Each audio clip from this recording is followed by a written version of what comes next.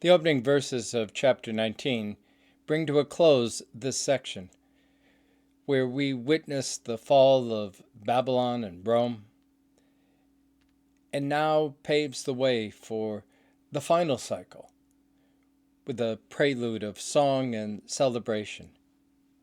Those who mourn the fall are now replaced by a heavenly throng. Babylon's reign of deceit and deception has been replaced by God's reign of truth and justice. While there is no music or singing left in Babylon, heaven erupts with celestial and glorious celebration. The wedding feast of the Lamb is about to begin.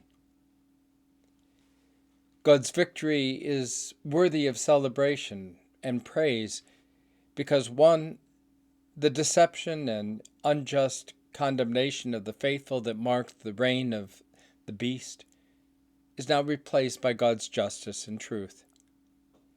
Secondly, the destruction of immorality at Babylon has now occurred, an immorality that is both sexual and economic. And finally, the martyrs' deaths are now justified. There is now justice for them. The celebration comes with an invitation, or perhaps even a warning to the congregations. No fence-sitting allowed now. Choose who you will serve, who you will worship. The call to worship cuts across to all social strata. All are invited. The wedding feast is now announced. The Lamb, the King of Kings, Lord of Lords, will be wed to his bride. Christian discipleship is analogous to the betrothal. Faith binds the faithful to the Lamb. In the wedding practice that was common in the day, the vows were exchanged during the betrothal, not the wedding. The wedding feast focused on the procession of the bride to the groom's home. For the faithful, the wedding feast is to be consummated at our resurrection. In the meantime, we are called to worship God in a spirit of prophecy, not to be confused with the false prophets, the deceivers of the beast or Rome. So what did you hear? What did you see? What were the images, the songs?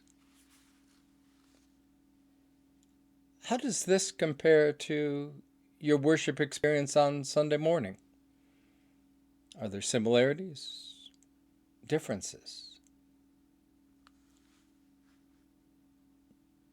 What would happen if you read this particular section in the midst of Sunday morning worship?